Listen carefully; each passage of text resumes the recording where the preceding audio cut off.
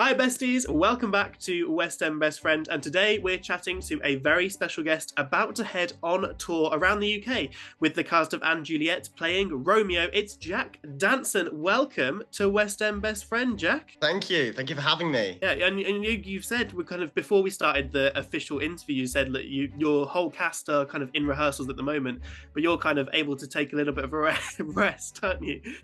So how are you finding that? Are you using the time productively, or are you just kind of taking a break? I'd love to say just taking a break, but no, my act two is quite full on. So Yeah. I've been studying the script and going through bits of direction that's been given, and yeah, obviously, trying to relax as much as possible as well. Netflix is on in the background, but we have to focus. Of course. We can't be falling behind. Now, for people that don't know about & Juliet, or have never seen the show or never heard potentially anything about it, what can you tell us about this absolutely bonkers show? Well, yeah, that's a great question. I mean, for everyone who hasn't seen it, I feel sorry for you. It's amazing, amazing musical. I feel like it's groundbreaking. There's no other musical like it. They take the word jukebox musical and they completely redesign it and make it their own with Max Martin's genius songs. We've got songs from Ariana Grande, Bon Jovi, Katy Perry, Britney Spears. Like, I could go on. Literally, you could go on. There's so many brilliant songs in the show, isn't there? It's quite shocking to hear how many recognizable songs there is in there, and they all work. There's a big theme with jukebox musicals of having songs in there just for the sake of it, and they don't work. But even with the amount of artists we got in this musical, each song really fits in with the musical, and it really adds to either the emotional drama or the comedic drama of the piece. So yeah, it's an amazing jukebox musical that's going to make you feel incredible. It's an extension on from one of the most iconic stories ever written. So why would you not want to see what could happen? These are different versions of what could happen after Romeo and Juliet, the story, and it's just the best night out, and you just won't regret it. So I'm excited for you guys to see it. No, I remember seeing it myself in London, and then every song that would start would be oh my god, you're using this song every single time. Normally with jukebox musicals, you're kind of waiting for one or two specific songs, but with this one, you're like, oh my god, it's this one. Oh my god, it's that one, like every single time. And you forget them. You forget that they're in the musical, and then they just come on, and you're like, oh. Yeah, it's so much fun.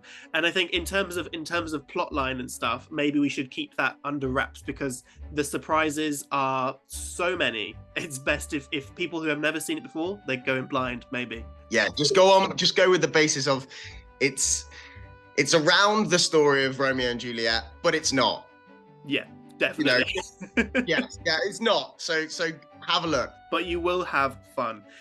So this is kind of a retelling or an extension of a really old story, Romeo and Juliet, that everyone is, of course, familiar with.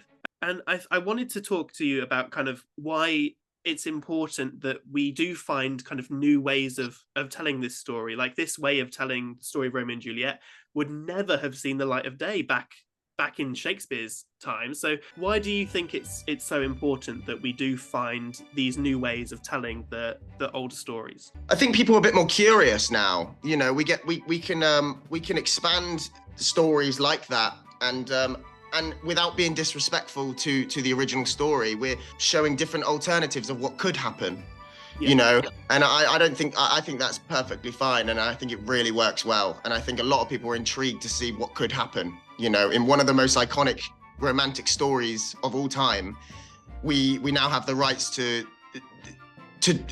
mess around with it and show you what could have been the case. So this show did a few years in the West End, to much success. Did you manage to see it when it was in the West End yourself? And did you know then that you wanted to be a part of it? Or is this kind of your first introduction to the show itself? So yes, I saw it in 2019 when it opened. Oh, right at the beginning. Yeah. I was in third year of my college at Bird College in Kent, and it exceeded all of my expectations. It's one of those musicals where you look at it and you can see the trailers, you can see the posters, but until you actually watch it, you'll never know the depth of which it will take you. I don't want to give too much away, but you know, the Romeo entrance itself is just, you cannot get a more iconic musical theatre entrance than that. So I'm very, very grateful for that. And again, I saw that, and You knew you wanted to do that. yeah, I knew I wanted to do that. That was what I wanted to do, and it inspired me. I imagine as well, and have so much fun doing it. Like, it's a fun show, and that is important in and of itself, isn't it? Yes, it's so much fun. The script alone and the songs, they just create the fun. Even if you're not having fun, you can't not have fun when you're watching this or doing this, because the songs are just so addictive, and they're great. And the cast that we have is an amazing cast, thankfully, and I'm very grateful for all of them. They're extremely talented, and I can't wait for people to see what we've got and what we're gonna show you. Of course, we've mentioned a few of the songs from the show. There are so many to choose from. Do you have a favorite? I'm afraid I'm going to have to put you on the spot. Do you have a favorite song from this show? I do. Okay. What's the number one? It's One More Try. Okay. Yes, it's a song written for Anne Juliet back in 2019 by Max Martin. It's a beautiful duet between Romeo and Juliet, and it's at the point of the I'm not going to go into any depths of the musical, obviously, but it's at the point of a musical where it's quite emotional, and he requires one more try, and they're really trying to fix things, and that is all. Who knows if that is granted? Maybe not. You'll have to go see the show.